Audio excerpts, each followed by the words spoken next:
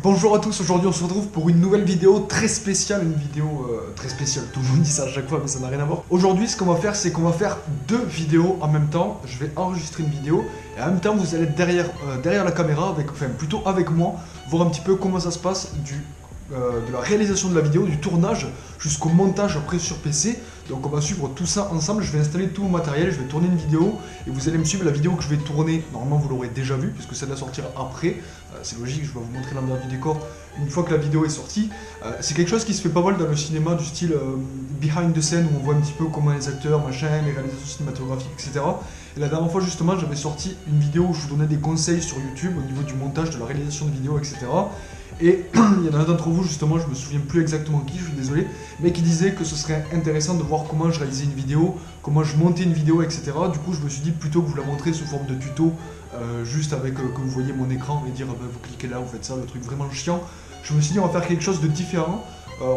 C'est la première fois que je vais faire ça, je vais tourner deux vidéos en même temps, mais du coup vous allez être un petit peu avec moi, voir comment je fais mes vidéos, etc. Donc ce que je fais, c'est que je vais installer tout mon matériel, et puis après on va tourner la vidéo, et puis après on la montrera ensemble. C'est parti!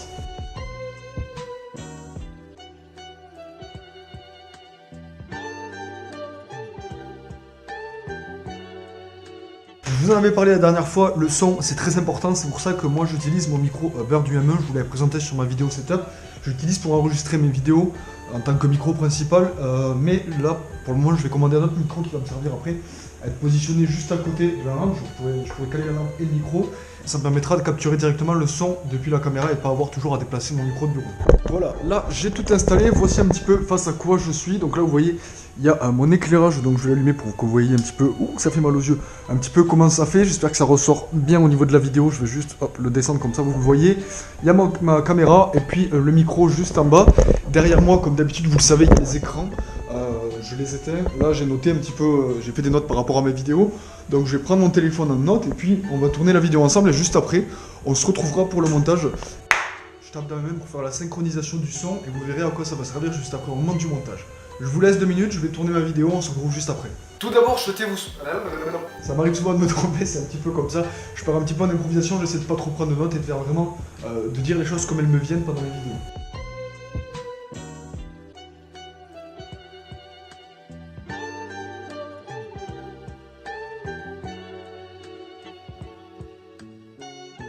Bon voilà, pour changer un petit peu de point de vue, je vous ai mis sur ma tête, donc là, voilà, vous voyez mes mains, vous voyez en fait ce que je vois. Donc là, comme je vous disais tout à l'heure, on a l'aperçu, en gros, de la vidéo que j'ai sur mon logiciel de montage. Et là, on a mes pistes, vous voyez, donc ça, cette piste-là, c'est le son de l'appareil, ça, c'est le son que j'ai capturé avec mon micro. Le but, ça va être de synchroniser les deux pistes. Donc moi, je vais, utiliser le casque, donc vous n'entendrez pas ce que j'entends. Mais en gros, vous voyez ici, c'est quand j'ai tapé dans mes mains. Donc il faut retrouver le même moment sur la piste du micro, c'est ici. Et le but, ça va être de synchroniser ces deux parties. Comme ça, j'aurai le son de mon micro avec la vidéo de ma caméra et sans le son de ma caméra, tout simplement. Donc là, tac, j'ai tout bien synchronisé. Voilà. Donc là, je peux supprimer cette piste puisqu'elle ne va plus servir. Donc voilà, comme je vous disais, maintenant on passe à la partie montage. Je vais faire mes cuts sur mes pistes pour monter la vidéo tout simplement. Et puis faire le rendu. Vous restez là pendant ce temps, vous ne bougez pas, vous allez voir toute la partie montage de la vidéo.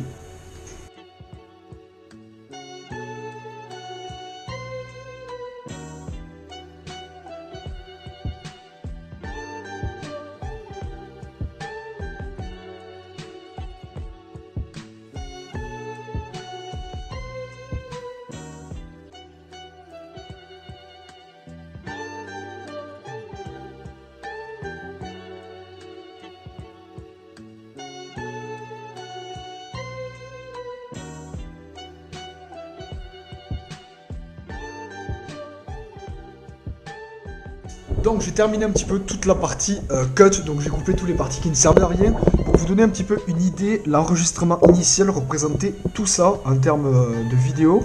Et avec le cut, ça représente uniquement ça. Donc là on est sur, je sais pas, on doit être peut-être sur un quart d'heure, 20 minutes. Et là on est sur 7 minutes de vidéo au total. Je vais encore faire quelques cuts, faire des zooms sur quelques parties, animer un petit peu plus la vidéo, rajouter de la musique, etc.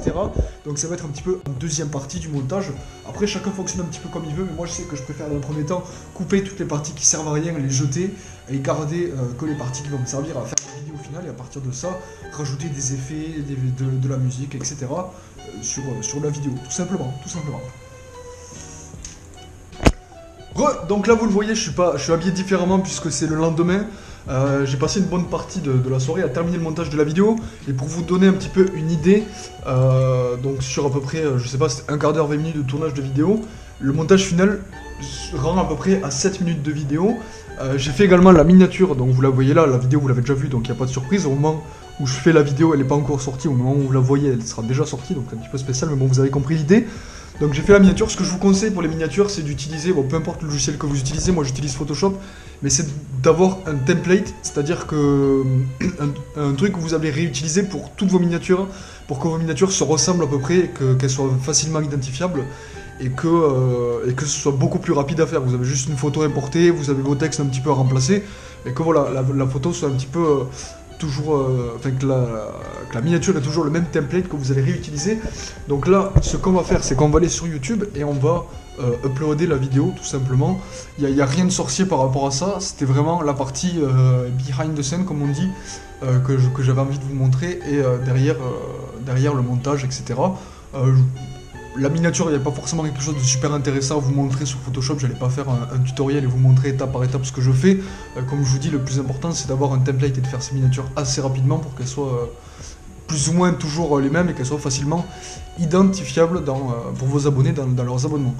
Donc voilà, écoutez, on va s'arrêter là pour cette vidéo. J'espère en tout cas qu'elle vous aura été utile, que vous aurez appris des choses, peut-être ou pas d'ailleurs. Mais en tout cas voilà, c'était manière de vous montrer les derrière d'une vidéo, du tournage au montage à la publication de la vidéo sur YouTube. Donc voilà, on se retrouve prochainement dans une prochaine vidéo. Salut!